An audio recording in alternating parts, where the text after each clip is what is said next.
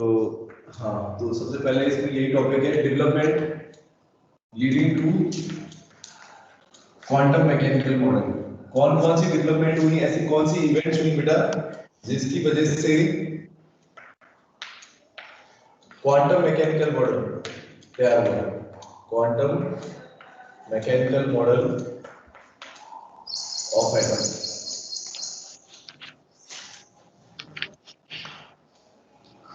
तो मैंने बताया था बेटा काफी सारे एटॉमिक मॉडल थे, उसमें से सबसे जो लास्ट में, बिल्कुल लास्ट में जो आपको पढ़ना है चैप्टर के, वो है quantum mechanical model of atom. और इसके आने से पहले, इसके आने के से पहले बेटा बहुत सारी इवेंट्स हुई। ठीक है, बहुत सारी इवेंट का मतलब बहुत सारे साइंटिस्ट ने अपनी बातें रखी। उनमें से क्या चीज इंपॉर्टेंट थी अक्षय, बताइए। दो घटनाएं सबसे नहीं, बोर्स के मॉडल के बाद कल दो लास्ट में आपने लिमिटेशन में दो चीजें पढ़ी थी, कौन कौन सी थी? De Broglie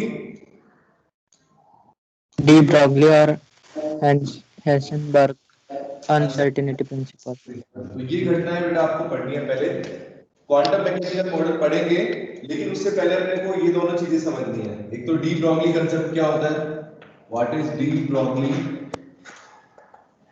concept of dual nature. ठीक है, de Broglie concept of dual nature. तो इससे पहले कि मैं ये चीज बताऊं आपको, इससे पहले मैं आपको ये बताता हूं कि बेटा क्वांटम मैकेनिक्स, अगर नोट्स में अगर आप देखोगे तो क्वांटम मैकेनिक्स की डेफिनेशन लिखी हुई है ना। तो क्वांटम मैकेनिक्स बेटा क्या है? सभी बच्चे बेटा कैमरा ऑन कर लो, क्लास स्टार्ट हो चुकी है। ठीक है, तो सबसे पहले बेटा क्वांटम मैकेनिक्स क्या होता है? जैसे आपको बताया था मैंने बेटा, एक तो फिजिक्स जो हम पढ़ रहे थे वो शुरुआत से जो फिजिक्स चलती आ रही थी, जिसको बोला जाता है न्यूटन की फिजिक्स, मतलब न्यूटोनियन फिजिक्स भी बोलते हैं। ठीक है, एक तो वो बेटा स्टार्टिंग में न्यूटन की फिजिक्स थी। उसके बाद मैंने आपको बताया कि आइंस्टाइन के आने के बाद और काफी सारी चीजें यहाँ पर अलग हो गई। तो उसके आने के बाद बेटा फिर क्या हुआ, एक नई फिजिक्स का जिसका जो है जन्म हुआ, जिसको बोलते हैं क्वांटम मैकेनिक्स। और आप लोग अगर ध्यान दो बेटा, तो आपको इस क्वांटम नंबर का मतलब, वर्ड का मतलब समझ में आ रहा है? क्वांटम, हमने क्वांटम पढ़ा है ना, क्वांटम क्या होता है? Yes sir. इसीलिए देख लो इसका नाम भी क्वांटम ही पड़ गया। वहां से जो आइंस्टाइन ने या प्लैंक ने जो क्वांटम की बात कही, ठीक है, जो क्वांटम वर्ड का यूज किया बेटा, तो उसके नाम पर फिजिक्स का एक ब्रांच ही बन गई, जिसको बोलते हैं क्वांटम मैकेनिक्स। और क्वांटम मैकेनिक्स में बेटा हम क्या पढ़ेंगे दीपक? कौन से पार्टिकल्स की स्टडी करेंगे? मैक्रोस्कोपिक या माइक्रोस्कोपिक? कौन से पार्टिकल्स की स्टडी करेंगे? कहां पर अप्लाई होता है? तो क्वांटम मैकेनिक्स देखो क्या लिखा हुआ है नोट्स के अंदर बेटा, the new branch of science. ठीक है, the new branch of science based on new concept. बेटा नए कॉन्सेप्ट्स के ऊपर बेस्ड था ये। तो नए कॉन्सेप्ट कौन से थे बेटा? नए कॉन्सेप्ट कौन से थे? जैसे कि D Broglie relation, Heisenberg uncertainty principle. ये ऐसे फिनोमिना थे बेटा जो पहले के जो फिजिक्स थे उससे बिल्कुल अलग बातें कहती थी। जैसे पहले जो फिजिक्स थी बेटा, उसमें आपको मैंने बताया, जैसे मान लो अगर हम बात करें न्यूटन के लॉ की, है ना, तो न्यूटन के लॉ कहते हैं, जैसे फॉर एग्जांपल किसी चीज को वो बेटा क्या मानते हैं, जैसे ये चौक है सपोज, इस चौक पर अगर आप न्यूटन के लॉ को लगाओ, जैसे आपको अगर फोर्सेस लगाने हैं या इसकी एनर्जी निकालनी है तो कैसे करेंगे? तो आप देखोगे जैसे मान लो अगर इस चौक के ऊपर अगर अप्लाई करेंगे तो हम देखेंगे, जैसे मान लो यहाँ पर इसके पार्टिकल नेचर की प्रॉपर्टी को पढ़ रहे हैं, अच्छा है ना। We are basically dealing with the particle properties, मतलब कि इसके अंदर जो एटम है या ये चौक है, ये कितनी स्पीड से मूव कर रहा है, तो इस पर कितना फोर्स लगा, ये सब चीजें हम इस फिजिक्स के अंदर पढ़ते हैं। लेकिन दीपक यहाँ एक डिफरेंस बेटा क्या था, जब हम छोटे छोटे पार्टिकल्स की बात कर रहे हैं, जैसे इलेक्ट्रॉन्स की बात कर रहे हैं, प्रोटॉन न्यूट्रॉन, इस साइज के पार्टिकल्स की बात कर रहे हैं, तो मैंने आपको बताई थी एक बात कि यहाँ पर बेटा जो ट्रेडिशनल फिजिक्स थी, यानी जो न्यूटन की फिजिक्स थी, न्यूटोनियन फिजिक्स थी, वो वहां पर बेटा यहाँ पर अप्लाई नहीं हो रही है, क्योंकि यहाँ पर कुछ नई चीजें फिजिक्स के अंदर इंट्रोड्यूस हुई हैं। ठीक है, और उनमें से एक चीज थी डुअल नेचर। कि ये मानना कि ये चौक जो है, इस चौक के अंदर जो एटम्स है बेटा उनके पास डुअल कैरेक्टर है, यानी कि इसके अंदर वेव प्रॉपर्टी भी है और पार्टिकल प्रॉपर्टी भी है। ठीक है, और याद करो बेटा इस बात को सबसे पहले किसने बताया था कि किसी भी इलेक्ट्रोमैग्नेटिक रेडिएशन के अंदर दोनों टाइप की प्रॉपर्टी होती है। Who for the first time, हाँ वेरी गुड, आइंस्टाइन इन 1905 में बेटा उन्होंने सबसे पहले ये बात बताई थी कि जब फोटो इलेक्ट्रिक इफेक्ट को उन्होंने एक्सप्लेन किया था, जब फोटो इलेक्ट्रिक इफेक्ट को एक्सप्लेन किया था तो उन्हें ये बात समझ में आ गई कि बेटा कोई भी इलेक्ट्रोमैग्नेटिक रेडिएशन सिर्फ उसके अंदर वेव कैरेक्टर नहीं होता, बल्कि उसके अंदर बेटा क्या होता है, पार्टिकल प्रॉपर्टी भी होती है। तो जैसे इलेक्ट्रोमैग्नेटिक वेव थ्योरी पढ़ चुके हो, फिर उसके बाद प्लैंक्स की क्वांटम थ्योरी आ गई। तो प्लैंक ने क्या कहा कि पार्टिकल जो इलेक्ट्रॉन्स है, ये इलेक्ट्रोमैग्नेटिक रेडिएशन है बेटा, उसके अंदर पार्टिकल कैरेक्टर होता है ना, और एनर्जी कंटिन्यूअसली फ्लो नहीं करती, छोटे छोटे पैकेट्स की फॉर्म में ट्रेवल करती है। फिर यहां तक आते आते बेटा अब हम बात कर रहे हैं, डी ब्रोगली ने एक रिलेशन तैयार किया। डी ब्रोगली ने बेटा एक रिलेशन तैयार किया, उसके कंसेप्ट को बोलते हैं डुअल नेचर ऑफ मैटर। तो डी ब्रोगली ने ये कहा कि कोई भी पार्टिकल या कोई भी नेचर के अंदर जो ऑब्जेक्ट है बेटा, उसके अंदर डुअल कैरेक्टर हो सकता है। जैसे अगर ये चौक है तो बेटा इसके अंदर मान लो जो रेडिएशंस होंगे, इलेक्ट्रोमैग्नेटिक रेडिएशन, उनका पार्टिकल कैरेक्टर भी हो सकता है और वेव कैरेक्टर भी हो सकता है। ठीक है, इस चीज को उन्होंने रिलेशन के एक फॉर्मूले की हेल्प से तैयार किया, जिसको बोलते हैं डी ब्रोगली रिलेशन, अभी पढ़ेंगे। उससे पहले मैं आपको बता रहा था क्वांटम मैकेनिक्स। तो क्वांटम मैकेनिक्स बेटा किस चीजों पर आधार है?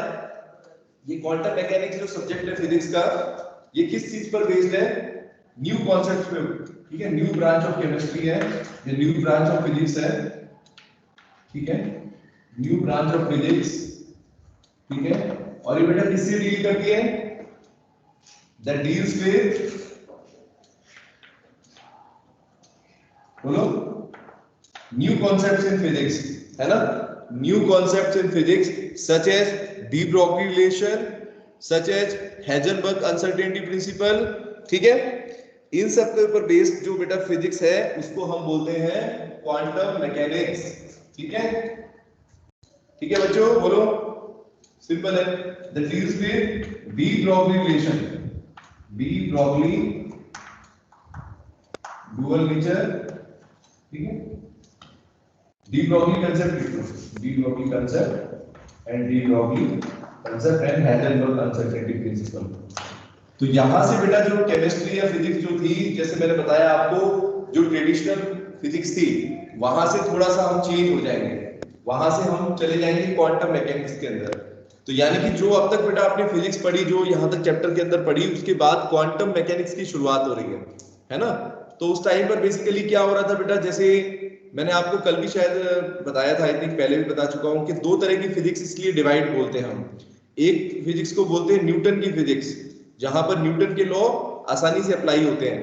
जैसे अगर हम रियल लाइफ की बात करें, है ना, इस बोतल के ऊपर जो फोर्स लग रहा है, चौक के ऊपर जो लग रहा है, मैं अगर भाग रहा हूं, तो ये सब चीजें बेटा न्यूटन के लॉ से स्टडी कर सकते हैं, यहां पर अप्लाई कर सकते हैं फिजिक्स को। लेकिन जब किसी इलेक्ट्रॉन की बात करेंगे बेटा, जब हम किसी छोटे पार्टिकल की बात करेंगे जिसका साइज पहले से बहुत कम है, मास बहुत कम है, तो वहां पर बेटा न्यूटन के लॉ अप्लाई नहीं होते हैं। ठीक है बच्चों, न्यूटन के लॉ वहां पर अप्लाई नहीं होते, वहां पर दूसरे लॉ अप्लाई होते हैं, जिन लॉ में से जैसे मैंने बताया आइंस्टाइन के लॉ हैं, क्वांटम मैकेनिक्स के लॉ आ जाएंगे यहाँ पर। ठीक है, यहाँ बेटा फिजिक्स के लॉ जो है वो चेंज हो जाएंगे।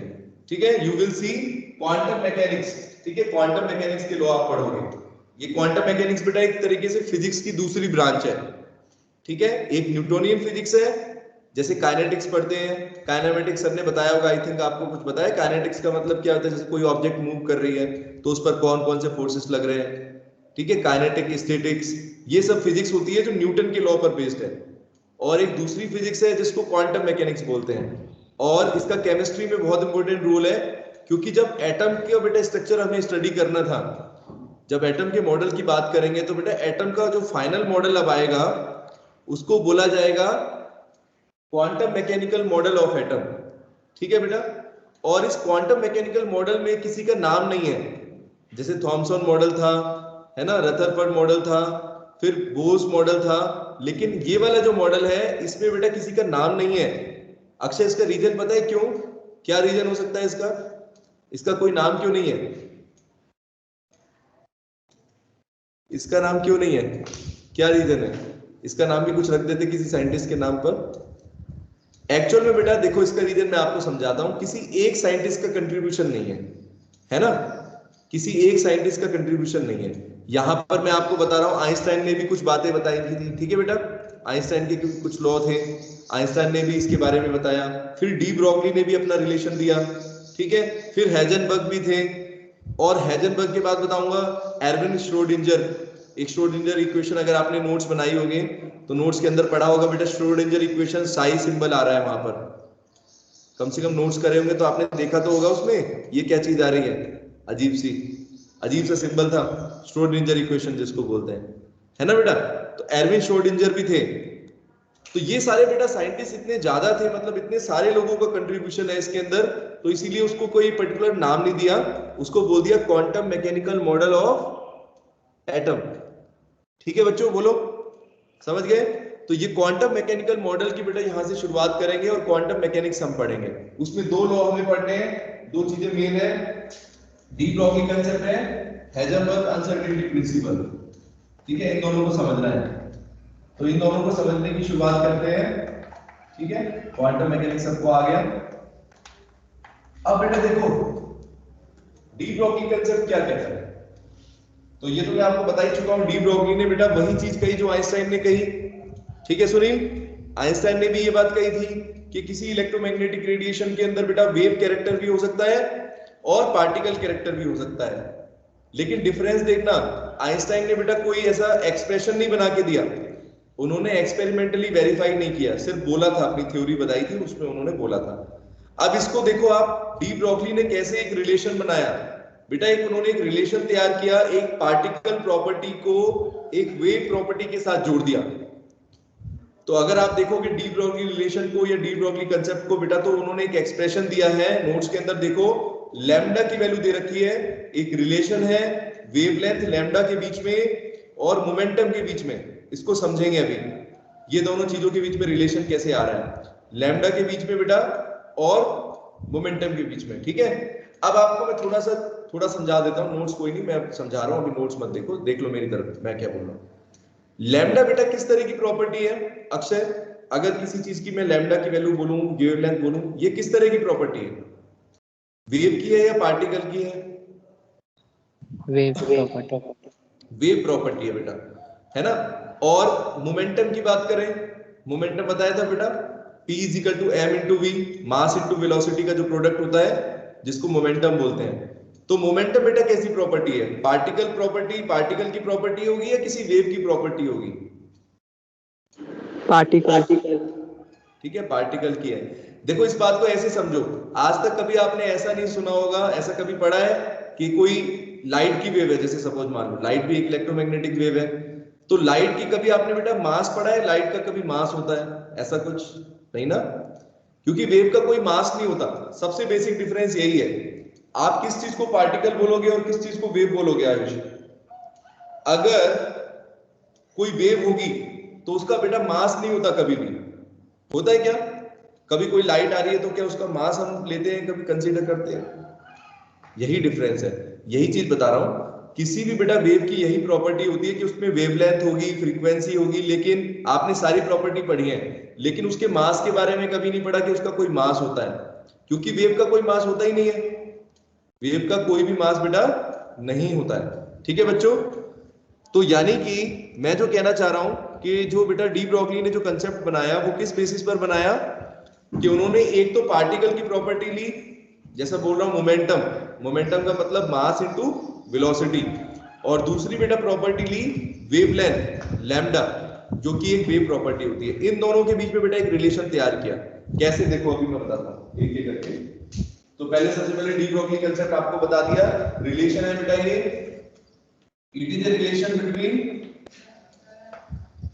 बोलो, बिटवीन वेवलेंथ, अभी हम पढ़ेंगे कैसे इसको डिराइव करेंगे, वेवलेंथ के बीच में बेटा, लैम्डा के बीच में और मोमेंटम के बीच में। ठीक है, मोमेंटम ऑफ पार्टिकल। तो कोई भी बेटा ऐसा पार्टिकल हो सकता है जिसकी वेवलेंथ भी हो सकती है उसमें, है ना, इलेक्ट्रोमैग्नेटिक रेडिएशन अगर निकल रहे हैं तो उसकी वेवलेंथ हो सकती है। जैसे इलेक्ट्रॉन की अगर बात करोगे तो इलेक्ट्रॉन में बेटा इलेक्ट्रोमैग्नेटिक रेडिएशन वो एब्जॉर्ब भी करता है और रेडिएट भी करता है, उसकी वेवलेंथ लैम्डा हो गई मान लो, है ना, और किसी स्पीड से मूव कर रहा होगा आयुष, किसी स्पीड v स्पीड से मूव कर रहा होगा इलेक्ट्रॉन, उसका मास भी होता है, ठीक है। तो दोनों चीजों को जोड़ेंगे यहाँ पर, वेवलेंथ लैम्डा और मोमेंटम ऑफ पार्टिकल, किसी वेव की वेवलेंथ को मोमेंटम के साथ जोड़ेंगे तो क्या रिलेशन तैयार होगा बेटा, इसी को बोलते हैं डी ब्रॉगली रिलेशनशिप। तो एक बार बच्चों नोट्स में देखोगे आप डेरिवेशन दिया हुआ है, तो इस डेरिवेशन में बेटा हम लोग दो लॉ को यूज करेंगे, दो इक्वेशन का यूज करेंगे। उनमें से एक तो आपने पढ़ रखी है प्लैंक्स क्वांटम थ्योरी, उसकी एक इक्वेशन आती है बेटा वहां पर, प्लैंक्स क्वांटम थ्योरी की एक इक्वेशन आती है, एनर्जी की वैल्यू क्या होती है, वैल्यू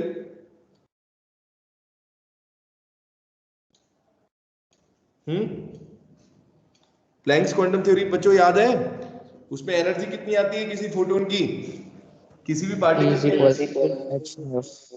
हाँ E = hν होती है ना बच्चों, ये तो आप लोगों ने पढ़ रखी है। लेकिन देखो डेरिवेशन में एक और इक्वेशन यूज हो रही है, E = mc², और ये किसने दी थी बताइए, आइंस्टाइन ने बेटा ये थ्योरी दी थी। इस थ्योरी को बोलते हैं थ्योरी ऑफ रिलेटिविटी, अभी इसके बारे में भी बताऊंगा आपको, theory of relativity E = mc²। तो बच्चों एक बार मैं थोड़ा सा इसको बताने के लिए थोड़ा समझाता हूं आपको। याद करो 10th क्लास में एक चैप्टर था सोर्सेस ऑफ एनर्जी, है ना, सोर्सेस ऑफ एनर्जी में आपने पढ़ा था, उसमें रिन्यूएबल एनर्जी में पढ़ा होगा यूरेनियम से एनर्जी बनाते हैं, न्यूक्लियर एनर्जी, न्यूक्लियर रिएक्टर्स के अंदर, है ना बच्चों। तो न्यूक्लियर रिएक्टर के अंदर बेटा बेसिकली जो एनर्जी बनती है आपने पढ़ा है, बहुत ज्यादा एनर्जी बनती है दीपक। अगर आप 1 kg यूरेनियम यूज कर लोगे ना तो उससे इतनी एनर्जी बन सकती है कि कई महीनों मतलब कई महीने तक देश की रिक्वायरमेंट एनर्जी की पूरी हो सकती है सिर्फ 1 kg यूरेनियम से, ठीक है। तो बेसिकली बेटा वहां पर इस इक्वेशन को समझाने की कोशिश करें तो E = mc² का मतलब क्या होता है। आइंस्टाइन ने बेटा ये जो इक्वेशन दी थी E = mc², उसका रेलेवेंस समझो। एक्चुअल में बेटा यहां पर वो कहना चाह रहे हैं, देखो ध्यान से, E का मतलब है बेटा एनर्जी, किसी पार्टिकल की एनर्जी, m बेटा उस ऑब्जेक्ट का मास हो गया, m क्या हो गया, मास हो गया, और c का मतलब है स्पीड ऑफ लाइट।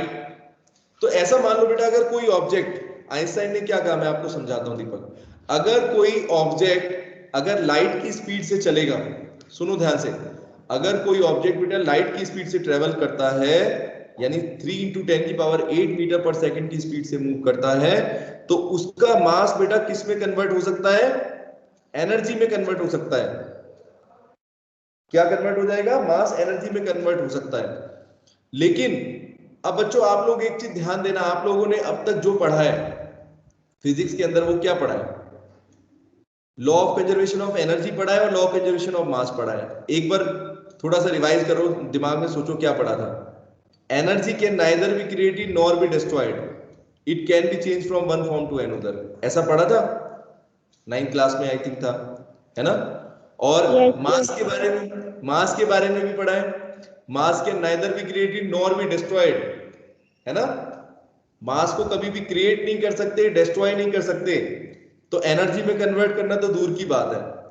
इसीलिए बता रहा हूं बेटा कि आइंस्टाइन के जो लॉ आए, आइंस्टाइन ने जो लॉ बनाया बेटा, उसके बाद फिजिक्स के अंदर बिल्कुल भूचाल आ गया, क्योंकि न्यूटन ये कहते थे, सुनो, न्यूटन की जो फिजिक्स थी उसमें हम पढ़ते हैं कि एनर्जी को दूसरी फॉर्म में कन्वर्ट कर सकते हैं, मास को एनर्जी में कन्वर्ट नहीं कर सकते दीपक, अब तक जो आपने फिजिक्स पढ़ी है उसके अकॉर्डिंग। लेकिन आइंस्टाइन क्या कह रहे हैं, आइंस्टाइन ने कहा बेटा अगर ये चौक है, अगर इस चौक को सिंपल भाषा में देखो, अगर इस चौक को अगर लाइट की स्पीड से मूव करा दोगे दीपक तो क्या होगा, इसका मास जो है वो एनर्जी में कन्वर्ट हो सकता है।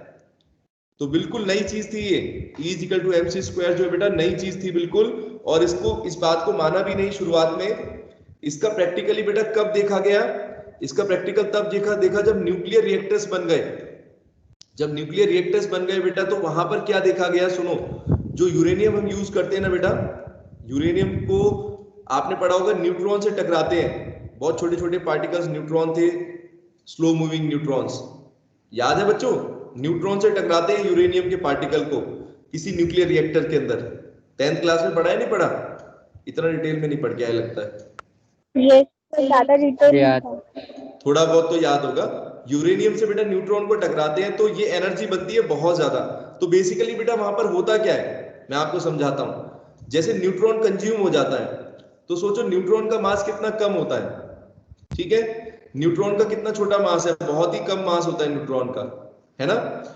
जो सबसे कम तो इलेक्ट्रॉन का, इलेक्ट्रॉन से ज्यादा न्यूट्रॉन का, और न्यूट्रॉन से बड़ा फिर उसका है प्रोटॉन का, ठीक है। इस तरीके से है। तो इतने छोटे मास को अगर कोई न्यूट्रॉन कंज्यूम हो गया, उस छोटे से मास को बेटा खत्म हो जाएगा। न्यूट्रॉन तो खत्म हो गया, डिस्ट्रक्ट हो गया बेटा।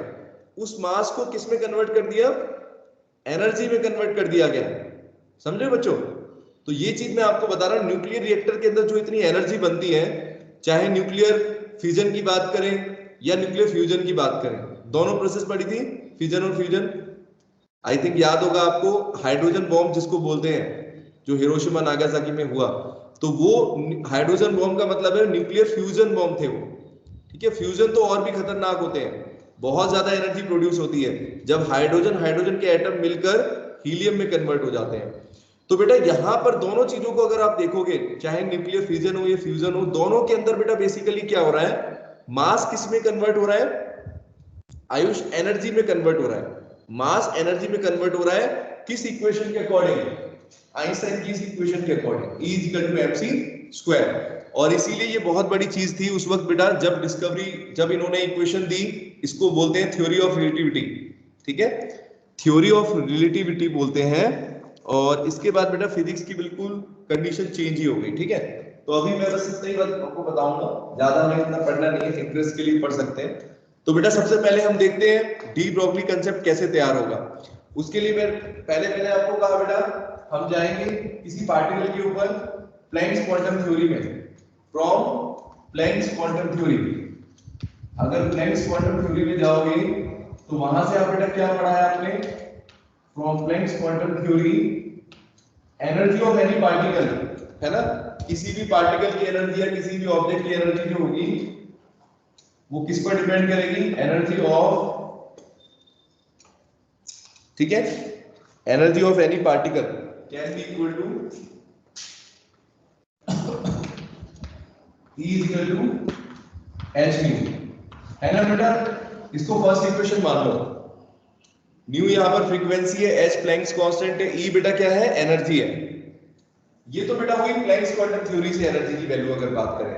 लेकिन आइंस्टाइन ने भी अपनी थ्योरी दी थी, मैंने बताया, और उसमें उन्होंने बेटा एक रिलेशन तैयार किया, इसको बोलते हैं from Einstein theory of relativity. Einstein की जो थ्योरी थी, आइंस्टाइन थ्योरी ऑफ रिलेटिविटी, ठीक है। वहां से बेटा क्या एक्सप्रेशन बना, उन्होंने क्या दिया, E = mc²।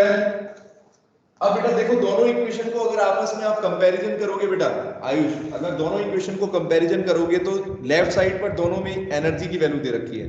अगर दोनों को बराबर करेंगे तो क्या होगा, राइट साइड बराबर हो जाएंगे, है ना। तो मैं लिखूंगा इक्वेटिंग इक्वेशन 1 और 2 दोनों को एक दूसरे के बराबर रख दो। इक्वेटिंग इक्वेशन 1 और 2 वी गेट, क्या मिलेगा बेटा हमें, ये तो कट गए आपस में, ये तो सेम ही है, क्या बराबर हो गया, hν किसके बराबर आ गया बेटा, mc² के। देखो सही है बच्चों, hν किसके बराबर है, mc² के। बोलो बोलो, ठीक है, सही है। अब इस फ्रीक्वेंसी को बेटा लैम्डा के टर्म्स में कैसे लिखोगे, फ्रीक्वेंसी की वैल्यू लैम्डा के टर्म्स में क्या होती है, c/λ। देखो ये हमने पहले है ना, C = μλ होता है। तो यहां से अगर लैम्डा की वैल्यू रखोगे, सॉरी फ्रीक्वेंसी की, तो c/λ हो जाएगी, ठीक है। तो c/λ को बेटा mc² के बराबर कर दो, c से c कट जाएगी एक पावर, क्या बचेगा, h/λ = mc, है ना। दिख रहा है बेटा सबको नीचे तक, ये आया, यहां तक आप पहुंच गए, ठीक है। h अपॉन लैम्डा की वैल्यू बेटा mc के बराबर हो गई, where c is the speed of light. अब देखो थोड़ा सा और चेंज करना है मुझे। यहां पर बेटा मैं चाहता हूं कि यहां पर आप एक तरफ लैम्डा रखो, लैम्डा को ऊपर पे लेके आओ, तो मैं ऐसे लिख सकता हूं, देखो lambda is equal to h upon mc। बोलो बच्चों, ऐसा लिख सकते हैं lambda is equal to h upon mc। जैसे इसको रेसिप्रोकल कर दो, अगर इसको रेसिप्रोकल करोगे, सुनील अगर इसको रेसिप्रोकल करोगे तो बेटा क्या होगा, 1 अपॉन लैम्डा, ऊपर लैम्डा आ जाएगा, h नीचे आ जाएगा, और नीचे आके फिर उधर ले जाओ, उस साइड पर h को पहुंचा दो। ठीक है, mc का रेसिप्रोकल करोगे तो है ना, दोनों को रेसिप्रोकेट कर दो बस, सिंपल। तो ये आ रहा है बेटा, देखो lambda is equal to h upon mc, ये एक्सप्रेशन आ गया आपका। अब इसको ध्यान से देखना, इसमें क्या दिख रहा है आपको, एक तरफ तो लैम्डा की वैल्यू दिख रही है वेवलेंथ, दूसरी तरफ बेटा मास दिख रहा है, और मास इनटू c मतलब स्पीड ऑफ लाइट है। लेकिन अगर मान लो यहां पर m इनटू c का मतलब अगर देखो तो मोमेंटम ही हो गया बेटा। अगर कोई पार्टिकल c स्पीड से मूव कर रहा है तो उसका मोमेंटम कितना होगा, मास इनटू वेलोसिटी, यस और नो। तो ये रिलेशन आपको किस चीज के बीच में आ रहा है, देख लो, मैंने बोला था ना लैम्डा के बीच में बेटा दिया था उन्होंने, और मोमेंटम के बीच में दिया था। तो lambda is equal to h upon mc, और h तो आपको पता है बेटा प्लैंक्स कांस्टेंट है, h कोई और वैल्यू नहीं है, तो कांस्टेंट वैल्यू हो गई है। तो हम इसको और कैसे बोल सकते हैं, h is equal to h upon mc को बेटा और कैसे लिख सकते हैं, देखो एक तो मैं इसको ऐसे लिख सकता हूं, mv लिख सकता हूं, है ना, कोई भी वेलोसिटी हो सकती है। अभी तो हम स्पीड ऑफ लाइट मान के चल रहे हैं, लेकिन अगर मान लो यहां पर अगर हम लिखें तो mv भी लिख सकते हैं। ठीक है, ये ऐसे लिख सकते हो, it is the momentum, it is the momentum of particle, ये मोमेंटम हो गया। ठीक है बेटा, और लैम्डा क्या हो गई, ये वेवलेंथ हो गई। ठीक है, वेवलेंथ, ये वेवलेंथ है, ये मोमेंटम। ठीक है बेटा, बोलो lambda is equal to h upon mv या h अपॉन mc, दोनों एक ही बात है ना। अब यहां पर एक चीज और बेटा, अगर इस इक्वल टू के साइन को हटाना चाहें, जैसे देखो बेटा कोई प्रोपोर्शनलिटी की इक्वेशन होती थी दीपक, जैसे हमने प्लैंक्स कांस्टेंट में बेटा पढ़ा था प्लैंक्स थ्योरी में, कि एनर्जी किसके प्रोपोर्शनल होती है जानवी, फ्रीक्वेंसी के प्रोपोर्शनल होती है। E is directly proportional to the frequency nu, याद है, जब उस प्रोपोर्शनलिटी के साइन को हटाते थे तो बेटा वहां पर क्या आता था, देयर कम्स ए कांस्टेंट, एक कांस्टेंट आया था। अगर इसका ठीक उल्टा भी कर सकते हैं अक्षय, अगर यहां पर देखना, यहां पर बेटा अगर मैं इस इक्वलिटी के साइन को हटाना चाहता हूं और यहां पर एक कांस्टेंट दिख रहा है, अगर मैं इसको हटाऊंगा तो मैं कैसे लिख सकता हूं, देखो बच्चों, और m भी कांस्टेंट होता है किसी ऑब्जेक्ट का, तो m भी कांस्टेंट होता है ना, मास तो कांस्टेंट ही होता है, वो चेंज नहीं होता। तो किस पर डिपेंड करेगा, h अपॉन, या m भी लिखोगे यहां पर तो p भी लिख सकते हो, मोमेंटम, p मोमेंटम हो गया। तो देखो बेटा क्या रिलेशन आ रहा है बच्चों, देखो लैम्डा किसके इनवर्सली प्रोपोर्शनल है, मोमेंटम के इनवर्सली प्रोपोर्शनल है। p का मतलब और कुछ नहीं, मोमेंटम ही है, where p is equal to m into v। ठीक है बच्चों, तो लैम्डा किसके इनवर्सली प्रोपोर्शनल आ रहा है, मोमेंटम के।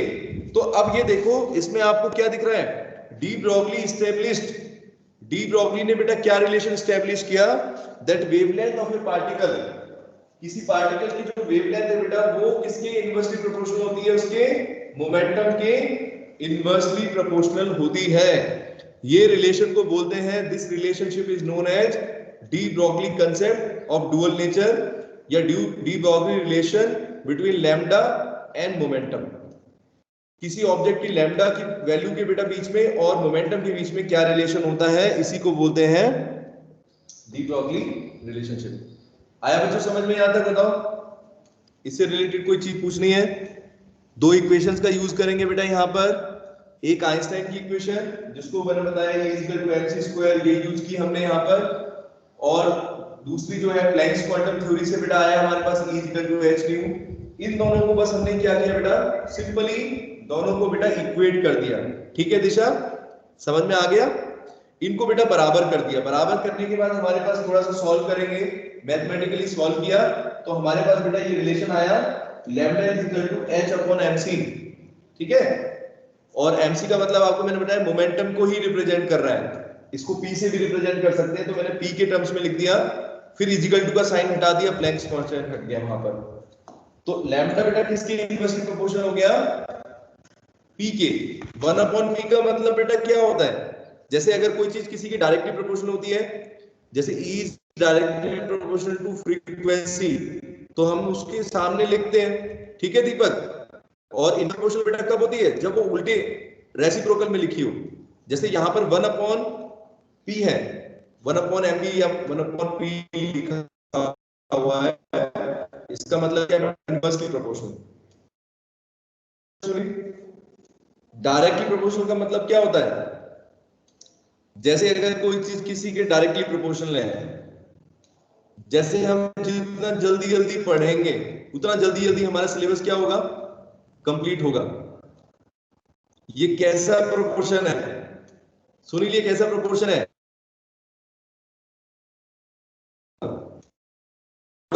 दिमाग लगाने की जरूरत है इसमें।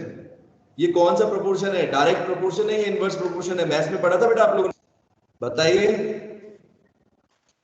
अक्षय। अगर हम स्पीड बढ़ा रहे हैं अपने पढ़ने की, तो सिलेबस क्या हो रहा है? हाँ, सिलेबस जल्दी खत्म होगा। एक चीज बढ़ रही है, दूसरी चीज क्या हो रही है? अरे बोलो, स्पीड बढ़ाई, सिलेबस खत्म हो रहा है ना? तो दोनों के बीच में बेटा क्या हो गया? इनवर्स रिलेशनशिप हो गया।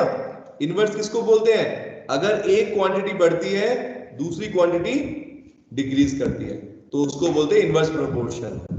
तो यहां पर बेटा एक चीज सिंपली सी देखना आप लोग, देखो, अगर कोई क्या करो बेटा, मोमेंटम को बढ़ा दो। अब अक्षर मोमेंटम को कैसे बढ़ा सकते हैं? क्या टेक्निक है मोमेंटम को बढ़ाने की? m इंटू v है। मोमेंटम का मतलब है मास इंटू वेलोसिटी। बेटा आप लोग बार बार कैमरा इधर उधर एक जगह बैठ जाओ, क्यों बार बार ऑन ऑफ कर रहे हो? उसको छोड़ दो, परेशान मत हो, आराम से बैठ जाओ, ठीक है? बस सुनते रहो। तो मोमेंटम बेटा जो है, अब मोमेंटम को अगर आपको इंक्रीज या डिक्रीज करना है बेटा, तो m को तो डिक्रीज इंक्रीज नहीं कर सकते, क्योंकि कोई ऑब्जेक्ट है तो उसका मास तो कांस्टेंट होता है। क्या चीज चेंज कर सकते हो सुनील?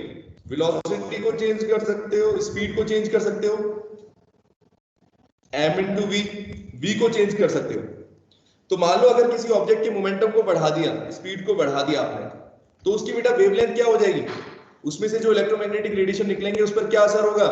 अक्षय, अगर किसी की स्पीड आप बढ़ाओगे तो लैम्डा की वैल्यू बेटा डिक्रीज करेगी, ठीक है बच्चों?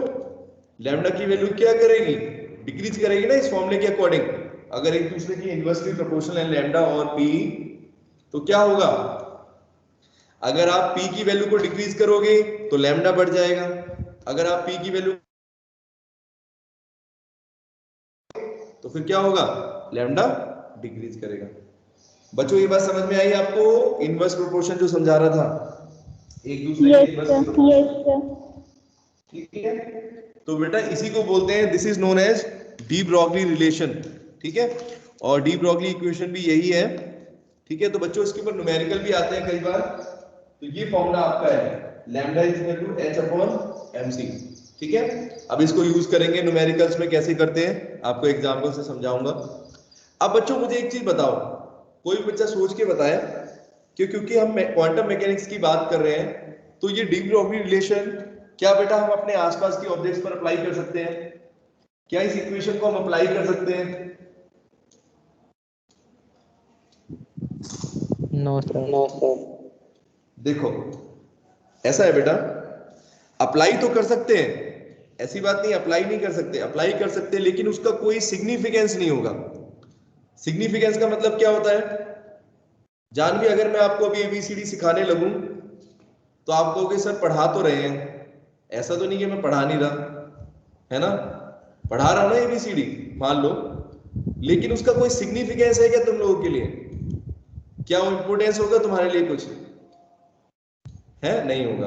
तो वैसे ही समझ लो, डी ब्रॉगली इक्वेशन बेटा जो है उसको आप निकाल तो सकते हो अपनी डेली लाइफ में, हम अप्लाई करके देखेंगे, अभी अप्लाई तो कर सकते हैं बेटा, लेकिन उसका कोई सिग्निफिकेंस यानी इंपोर्टेंस आपको नजर नहीं आएगा। जैसे अभी बताता हूं, एक बार इस इक्वेशन को बेटा यूज करेंगे, फिर आपको मेरी बात समझ में आ जाएगी मैं क्या कहना चाह रहा हूं, ठीक है?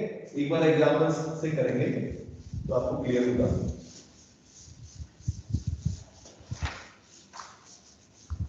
ये बेटा कौन से नोट्स चल रहे हैं? बिल्कुल लास्ट वाले जो नोट्स है ना, significance of D Broglie relation, ये करा रहा हूं मैं। Significance of de Broglie equation, जो हमने इक्वेशन पढ़ी है उसका क्या सिग्निफिकेंस है, इसको समझेंगे। Significance of de Broglie equation. तो बेटा डी ब्रॉगली रिलेशन भी इसको बोलते हैं, डी ब्रॉगली इक्वेशन भी इसी को बोलते हैं, कोई अलग अलग चीजें नहीं है। जो आपका फॉर्मूला भी बेटा मैंने बताया उसी को क्या बोलते हैं, डी ब्रॉगली इक्वेशन। तो बेटा इस इक्वेशन का जो सिग्निफिकेंस मैं बता रहा हूं, ये कहां पर ज्यादा होगा? छोटे पार्टिकल्स के ऊपर, माइक्रोस्कोपिक पार्टिकल्स के ऊपर होगा, मैक्रोस्कोपिक पर नहीं होगा। लेकिन इसको एक बार आपको बताना भी जरूरी है बेटा, एक बार हम करके देखते हैं, इसको अप्लाई करके देखते हैं। जैसे सपोज इस चौक के ऊपर अप्लाई करके देखो, या कोई भी ऑब्जेक्ट के ऊपर अप्लाई करो। तो मैंने देखो नोट्स में एक एग्जांपल दिया है, एक बॉल का एग्जांपल दिया है। एक छोटी सी बेटा बॉल है ये, ठीक है। इसका मास मान लो m की वैल्यू दे रखी है 0.1 kg, है ना। इसका मास बेटा 0.1 kg ले लो, इतने मास की ऑब्जेक्ट है, ये बॉल है। अब ये बॉल बेटा 60 मीटर पर सेकंड की स्पीड से चल रही है। मान लो ग्राउंड में खेल रहे हो और ये बॉल किस स्पीड से मूव कर रही है, v = 60 मीटर पर सेकंड। तो अगर बेटा हम इसकी मास दे रखा है, इसका वेलोसिटी दे रखा है, अगर इसमें डी ब्रॉगली इक्वेशन को लगाओ, अप्लाइंग डी ब्रॉगली इक्वेशन करो जरा, अप्लाइंग डी ब्रॉगली इक्वेशन। तो बेटा क्या हो जाएगी इक्वेशन? इक्वेशन कहती है लैम्डा = h/mv, है ना बेटा। इसको एक बार इसमें वैल्यू पुट करके देखो। अगर आप वैल्यू पुट करोगे m और v की, तो देखो क्या आएगा, देखना। h की वैल्यू कितनी होती है बेटा, प्लैंक्स कांस्टेंट। यहां देखो, अब नोट्स में मत देखो, इधर देखो। h की वैल्यू बेटा कितनी है, 6.626 × 10⁻⁻34 बेटा, है ना। प्लैंक्स कांस्टेंट है ये। तो मास कितना दे रखा है बेटा, 0.1, मल्टीप्लाई कर दो v से। v की वैल्यू कितनी है, 60 मीटर पर सेकंड। इसको अगर बेटा सॉल्व करेंगे, अगर इसको सॉल्व करेंगे तो लगभग इसकी वैल्यू ऐसे मान के चलो 10⁻⁻34 आएगी लगभग, ठीक है। एप्रोक्सीमेट कितना आएगी बेटा, 10⁻⁻34 मीटर। किसकी वैल्यू, लैम्डा की वैल्यू। बेटा एक बार आप लोग ध्यान देना, लैम्डा की वैल्यू कितनी आ रही है, 10⁻⁻34 मीटर। अब सोचो 10⁻⁻34 बेटा कितनी छोटी क्वांटिटी है। अगर वेवलेंथ को देखोगे, वेवलेंथ का मतलब इसकी लेंथ है ये, 10⁻⁻34 बेटा एक ऐसी क्वांटिटी है जिसको आप मेजर भी नहीं कर सकते हो। ऑब्जर्व करना तो दूर की बात है, ऑब्जर्व तो खैर कर ही नहीं सकते, लेकिन अगर हम एक्सपेरिमेंटली फील करना चाहें तो इतनी छोटी क्वांटिटी है ये बेटा वेवलेंथ, कि आपको पता ही नहीं चलेगा कि ऐसी कोई वेव है भी, ठीक है। समझे मेरी बात? तो फ्रीक्वेंसी बेटा बहुत ही कम है इसकी, 10⁻⁻34 मीटर। लेकिन अब इसी चीज को बेटा एक बार इलेक्ट्रॉन पर अप्लाई करके देखो। ये तो हमने कोई जनरल ऑब्जेक्ट की बात करी है ना, किसी ऑब्जेक्ट की बात करी, अभी किसी इलेक्ट्रॉन पर अप्लाई करके देखो। अगर मैं इस इक्वेशन को बेटा इलेक्ट्रॉन पर अप्लाई करता हूं, तो मान लो एक इलेक्ट्रॉन है, देखना ये कैसी क्वांटिटी बेटा, इसको बोल सकते हैं मैक्रोस्कोपिक ऑब्जेक्ट, मैक्रोस्कोपिक लेवल। आपने ये दो वर्ड पढ़े होंगे, माइक्रो मैक्रो। पता है बच्चों क्या मतलब है इसका? माइक्रो का मतलब होता है जो चीज बहुत छोटी होती है, और मैक्रो जिसको बड़ी को बोलते हैं, एक दूसरे के अपोजिट है ऐसे सामने। तो मैक्रोस्कोपिक लेवल पे बेटा हमने देख लिया, किसी अगर डेली लाइफ की बात करें तो यहां पर निकाल के देखिए फ्रीक्वेंसी ये है लैम्डा। अब यहां पर एक इलेक्ट्रॉन का केस लो, एक इलेक्ट्रॉन बेटा मान लो 60 मीटर पर सेकंड, इतनी स्पीड रखो। एक इलेक्ट्रॉन का मास कितना होता है, 9.1 10⁻⁻31 kg, ये इसका मास है। और इलेक्ट्रॉन के ऊपर बेटा यहां पर इसकी जो स्पीड है मान लो 60 मीटर पर सेकंड है। कितनी स्पीड है बेटा, इतनी ले लो जितनी वहां पर थी, 60 मीटर पर सेकंड। अब आप लैम्डा की वैल्यू को एक बार कैलकुलेट करके देखते हैं। लैम्डा को अगर कैलकुलेट करके देखेंगे तो बेटा लिखेंगे h/mv 6.626 × 10⁻⁻34 अपॉन 9.1 × 10⁻⁻31 × v 60। तो अगर बेटा इसको थोड़ा सा सॉल्व करोगे तो लगभग इसकी वैल्यू आ रही है 10 की पावर -5 मीटर। देखो इसका लगभग आ रही है वैल्यू 10 की पावर -5 मीटर, ये आ रही है लैम्डा की वैल्यू। अब आप देखना इसकी वैल्यू बेटा जो है और इसकी वैल्यू कितना बड़ा डिफरेंस आ रहा है दोनों के बीच में। तो 10 की पावर -5 को बेटा हम क्या कर सकते हैं सुनील, क्या 10 की पावर -5 को वेवलेंथ को आप मेजर कर सकते हो?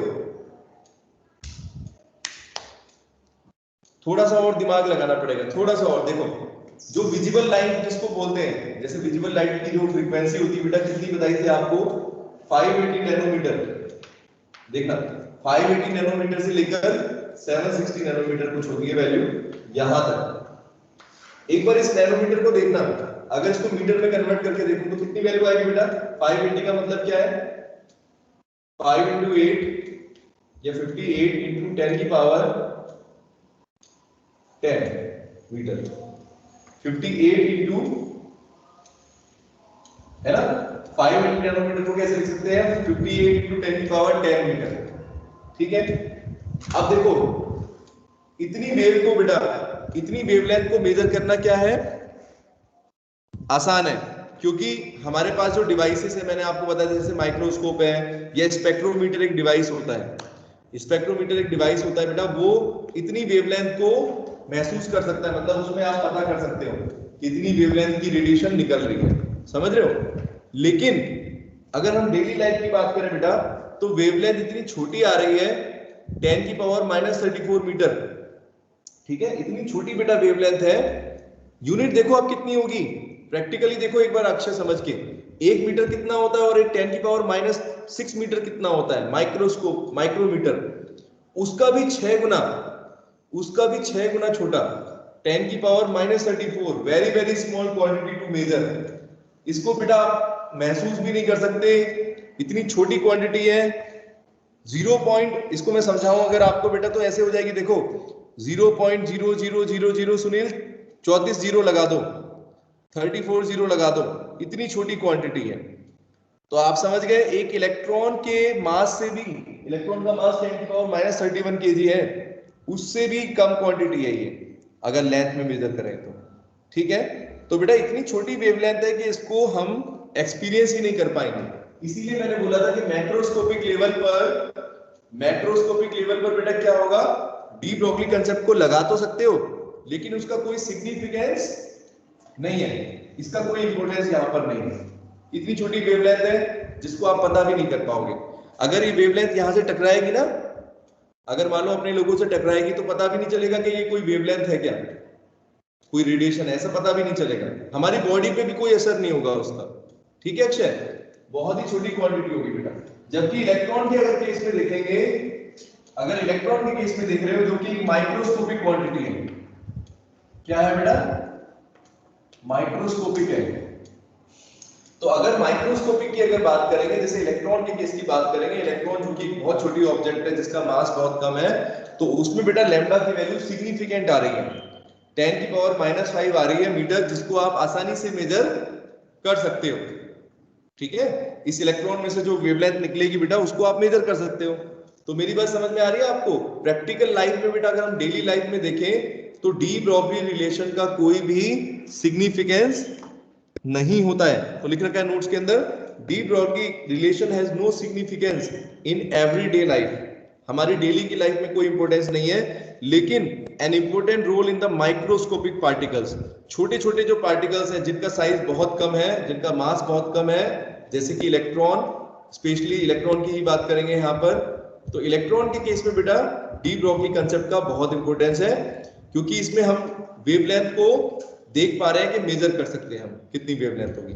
ठीक है, तो ये प्रिंसिपल है बेटा, this is known as de Broglie relation या de Broglie concept of dual nature. ठीक है बच्चों, आगे समझ में, इतना समझ में आया? बोलो। यस आ गया? अब ये चीज बेटा आपने पढ़ ली। हाँ, क्यों पूछना है बेटा? पूछ लो अगर किसी बच्चे को पूछना है। फिर इसके बाद हेजनबर्ग्स अनसर्टेनिटी प्रिंसिपल पढ़ना है अभी 15 मिनट्स। सुनील बताओ, बोलो बेटा समझ में आ गया डी ब्रॉगली? तो डी ब्रॉगली बेटा जो इक्वेशन है ना, सुनो, अप्लाई तो हम हर जगह कर सकते हैं बेटा, इस चौक के ऊपर अप्लाई कर सकते हैं, अपने ऊपर अप्लाई कर सकते हैं, लेकिन जो हमारी वेवलेंथ निकलेगी ना बेटा, वो इतनी छोटी आएगी, जानवी इतनी छोटी आएगी कि उसका कोई सिग्निफिकेंस नहीं होगा। 10 की पावर -31 निकल रही है, 35 निकल रही है, इतनी छोटी क्वांटिटी है, इमेजिन भी नहीं कर सकते इतना छोटा कोई यूनिट होती होगी लेंथ की, समझे? ये चीज मैं कह रहा हूँ। हाँ बोलो बेटा। अगर न्यूमेरिकल दिए रहेंगे तो इसमें फिर वैल्यूज दी रहेगी किसकी? प्लैंक की, प्लैंक कांस्टेंट। न्यूमेरिकल में बेटा देखो कैसे न्यूमेरिकल होगा, इसके ऊपर जैसे अभी आपको दिया ना ऐसे ही क्वेश्चंस होंगे। इलेक्ट्रॉन की आपको वेलोसिटी दे देंगे, मास दे देंगे और निकाल दोगे लैम्डा की वैल्यू, समझे? सिंपल है। आपको प्लैंक्स कांस्टेंट की वैल्यू तो याद ही हो जाएगी, ठीक है? वो भी क्वेश्चन में गिवन रहती है। क्वेश्चन के अंदर बेटा आपको कंडीशन गिवन रहेगी। जैसे अगर आपसे पूछेंगे कि बताओ कि कोई बॉल है, जैसे बॉल का एग्जांपल दिया, ऐसी कोई भी ऑब्जेक्ट हो सकती है, इतनी स्पीड से मूव कर रही है, तो बताओ कि उसका लैम्डा कितना होगा, तो आप निकाल देना इस इक्वेशन का यूज करके, सिंपल, इसमें वैल्यू पुट कर देना, lambda is equal to h/mv फॉर्मूले में वैल्यू पुट कर देना, तो आप लैम्डा की वैल्यू निकाल सकते हो। या आपको अगर लैम्डा दे रखी है तो बेटा क्या निकाल सकते हो? मास अगर गिवन है तो वेलोसिटी निकाल सकते हो, कितनी स्पीड होगी, है ना? अगर अननोन चीजें दे रखी हैं, 3-4 चीजें नोन दे रखी हैं, एक चीज निकालनी है तो निकाल सकते हैं, ठीक है? सिंपल न्यूमेरिकल आते हैं इसी टाइप के, जैसे मैंने किया इस टाइप के क्वेश्चन, ठीक है? यस। चलो अब ये डी ब्रॉगली का कांसेप्ट आपको समझ में आया बेटा। इसी तरीके से एक चीज और समझनी है, उसके बाद फिर आपको क्वांटम मैकेनिकल मॉडल समझ में आएगा, इलेक्ट्रॉन का क्या होता है। ये काफी मुश्किल चैप्टरों में से एक है, तरह से काफी लेंथी चैप्टर है, और इसमें इस चैप्टर के अंदर आप देख रहे हो फिजिक्स से लेके मैथमेटिक्स, बेटा सब कुछ यूज हो गया, कोई ऐसी चीज नहीं है फिजिक्स से लेके मैथमेटिक्स, इसमें कुछ ज्यादा ही है इस चैप्टर के अंदर, ठीक है? क्योंकि बेटा एक्चुअल में एक एटम का डिजाइन करने के लिए बहुत सारे लोगों की जरूरत पड़ी, बहुत सारे साइंटिस्ट ने बहुत स्टडी करी, ऐसे मान के चलो कई साल की स्टडी हुई है सुनील, तब जाके ये चैप्टर बना है। सुनील ये चैप्टर जो आप पढ़ रहे हो कुछ पेजेस का दिखता है आपको, एक्चुअल में बेटा ये प्रिंसिपल बहुत मेहनत से बने, मतलब बहुत टाइम लगा है साइंटिस्ट को यहां तक पहुंचने में, ठीक है? चलो तो इसके बाद मैं आपको बताता हूं हाइजेनबर्ग अनसर्टेनिटी प्रिंसिपल के बारे में। तो हाइजेनबर्ग अनसर्टेनिटी प्रिंसिपल क्या कहता है? Heisenberg uncertainty principal. तो बच्चों अनसर्टेनिटी का मतलब क्या होता है? अनसर्टेनिटी, उससे पहले आपको अनसर्टेनिटी के बारे में पता होना चाहिए। बताओ, इंग्लिश तो सबने पढ़ी है, अनसर्टेनिटी का मतलब क्या होता है बेटा? कौन बताएगा? अनसर्टेनिटी, अनसर्टेन, इस वर्ड को ध्यान से देखो, अन प्लस सर्टेन, सर्टेन का मतलब क्या होता है? सर्टेन का मतलब क्या है?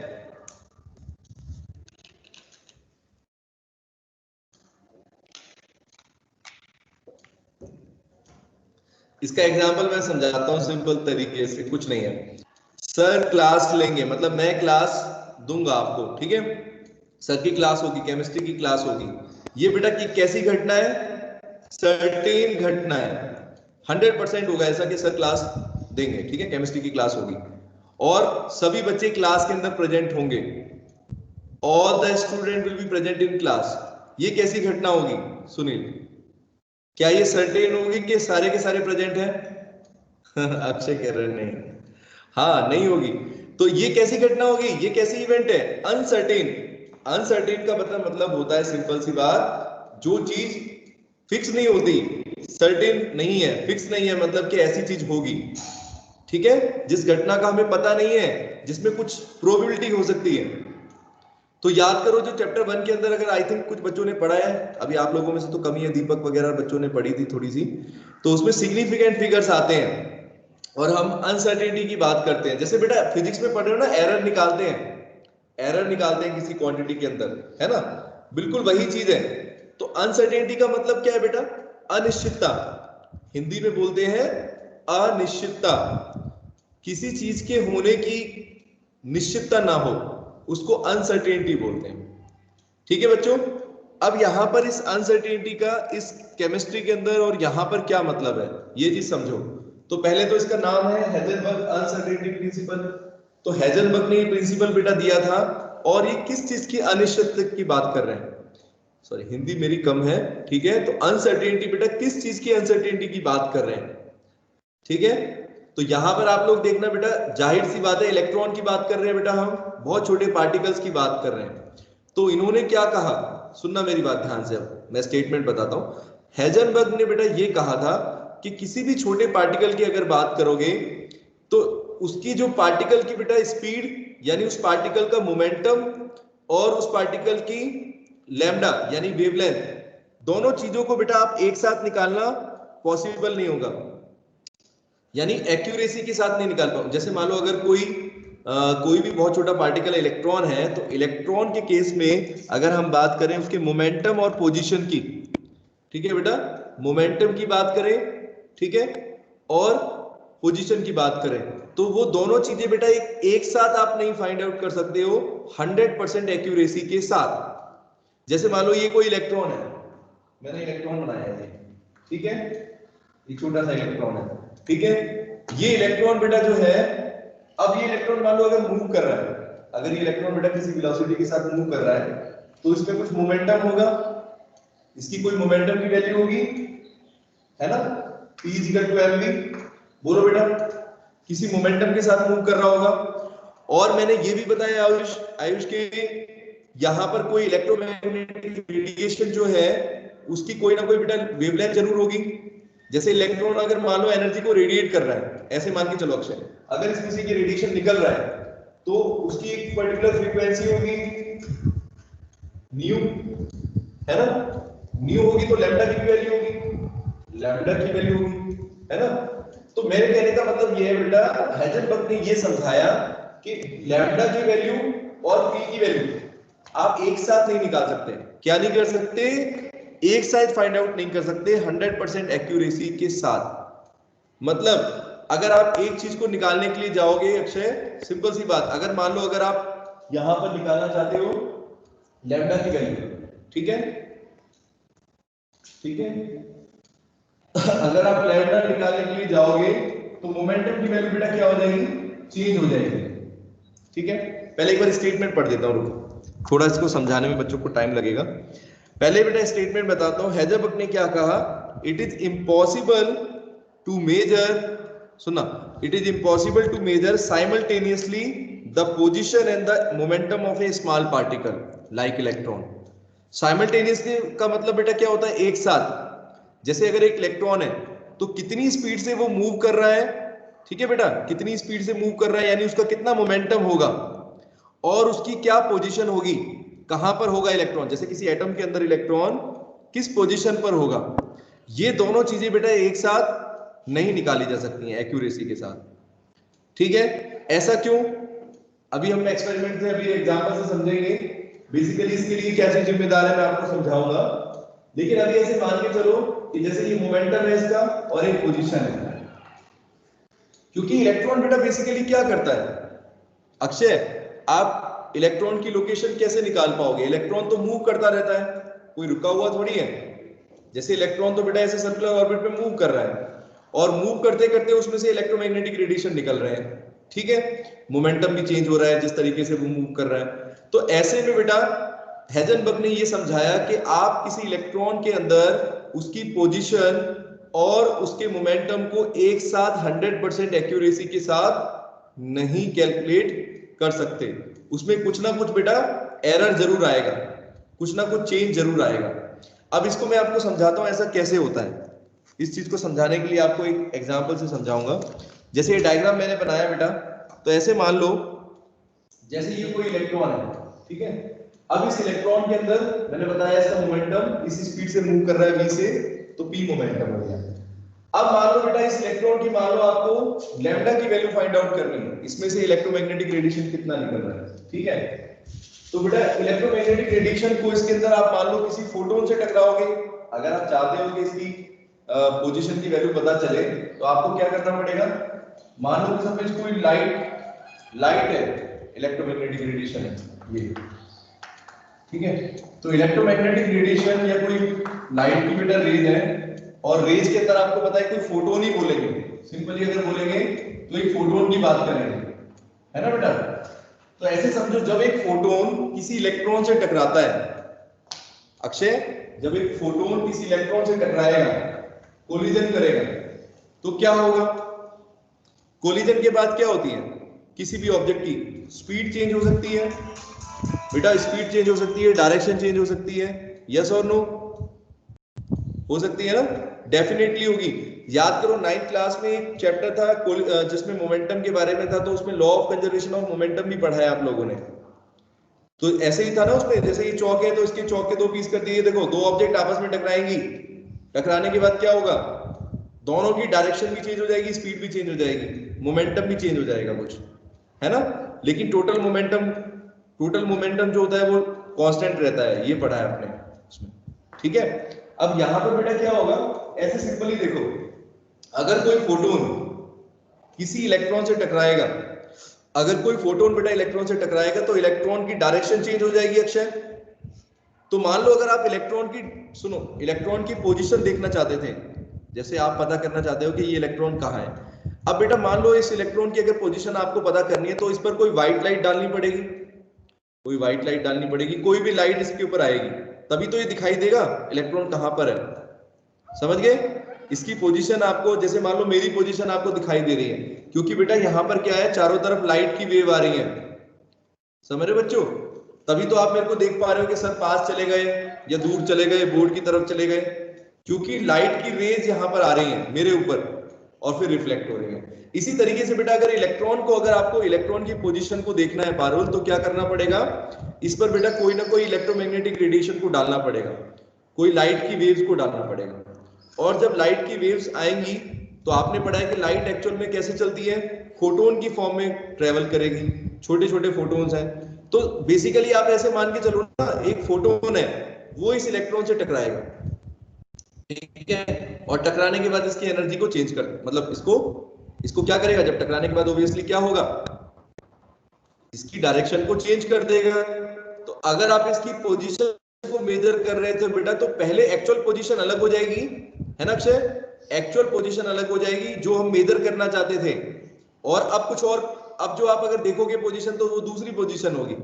तो बेसिकली क्या डिफरेंस आ गया बेटा, डेल्टा एक्स, देखो पोजीशन में कुछ ना कुछ डिफरेंस आ गया, जिसको हम लिखते हैं डेल्टा एक्स से, और इसको मल्टीप्लाई करेंगे मोमेंटम के साथ, delta x into delta P, और इसकी वैल्यू बेटा हमने बताई ग्रेटर देन होती है h अपॉन 4 पाई। ये देखो बेटा उन्होंने जो फॉर्मूला दिया था, ये है हाइजेनबर्ग का अनसर्टेनिटी प्रिंसिपल का फॉर्मूला, मैथमेटिकल एक्सप्रेशन इसको बोलते हैं, जिसमें डेल्टा एक्स का मतलब बेटा क्या है, चेंज इन पोजीशन, इलेक्ट्रॉन की पोजीशन कितनी चेंज हो गई, जब आपने उस पर फोटोन टकराया तो पहले कोई और पोजीशन थी, अभी कोई और पोजीशन हो गई, तो डेल्टा एक्स की वैल्यू कितनी है, मतलब कि डेल्टा एक्स का मतलब change in position, delta P का मतलब बेटा क्या है, चेंज इन मोमेंटम। खाली पोजीशन चेंज नहीं हुई इलेक्ट्रॉन की, समझो, इलेक्ट्रॉन की बेटा पोजीशन चेंज नहीं हुई, इसकी स्पीड भी तो चेंज हो गई, है ना, v की वैल्यू चेंज हो गई। जब बेटा v की वैल्यू चेंज हो गई तो मोमेंटम चेंज होगा, यस और नो, मोमेंटम भी चेंज हो जाएगा, है ना बेटा। खाली पोजीशन चेंज नहीं हुई इलेक्ट्रॉन की, एक्चुअल में उसकी बेटा पोजीशन भी चेंज हो रही है और मोमेंटम भी चेंज हो रहा है। बच्चों आ रही है मेरी बात समझ में, ठीक है। इस चीज को मैं आपको थोड़ा और तरीके से समझाता हूं, अगर तो आपको याद दिलाता हूं बेटा, किसी फोटोन की एनर्जी किस चीज पर डिपेंड करती है, फोटोन की एनर्जी का फॉर्मूला क्या था बेटा, E=hν, है ना, बोलो। तो अगर आप बेटा इसमें फ्रीक्वेंसी की वैल्यू को बढ़ा दोगे, देखना अक्षय, अगर आप फ्रीक्वेंसी बढ़ा दोगे, जैसे अगर आप पहले व्हाइट लाइट यूज कर रहे हो, अब ऐसी लाइट यूज करो जिसकी फ्रीक्वेंसी की वैल्यू ज्यादा है, ठीक है, जिस फ्रीक्वेंसी की ज्यादा वैल्यू अगर रखोगे तो एनर्जी भी बढ़ जाएगी। अब ऐसे मान के चलो बेटा बेचारा इलेक्ट्रॉन है जिसकी एनर्जी बहुत कम है, ऐसे समझ के चलो, एक इलेक्ट्रॉन है बेचारा जिसकी एनर्जी काफी कम है, और फोटोन है जिसके पास बहुत सारी एनर्जी है, क्योंकि फ्रीक्वेंसी आपने बढ़ा दी, मान लो इसके पास ज्यादा एनर्जी है। जो ज्यादा एनर्जी का पार्टिकल बेटा एक कमजोर आदमी से टकराएगा, मतलब इलेक्ट्रॉन से टकराएगा, तो इलेक्ट्रॉन को आसानी से मूव कर सकता है ना, इसकी डायरेक्शन को भी मूव करेगा, इसकी पोजीशन को भी मूव करेगा, और इसके मोमेंटम को भी बेटा क्या कर देगा, चेंज कर देगा। और हेजनबर्ग ने यही बताया था कि दोनों चीज के अंदर बेटा जो चेंज आएगा उसकी वैल्यू किसके बराबर होगी, greater than equal to h upon 4 pi के बराबर होगी, जहां पर h का मतलब है प्लैंक्स कांस्टेंट। h का मतलब बेटा क्या है, प्लैंक्स कांस्टेंट। बच्चों समझ में आई इतनी? कल फिर देखेंगे और थोड़ा इसको समझेंगे, ठीक है? आज के लिए इतना काफी है, इसको एक बार पढ़ना, हेजनबर्ग को एक बार दोबारा पढ़ना नोट्स के अंदर से, ठीक है? अगर आप लोग पढ़ोगे तो आपको कल की क्लास में पहले से ही समझ में आएगा, और डी ब्रॉगली को भी एक बार देख लेना रिलेशन को, ठीक है? चलो डिराइव करके देख लेना सभी बच्चे, एक बार इक्वेशन को खुद डिराइव करके देख लेना रफ में। ओके बेटा।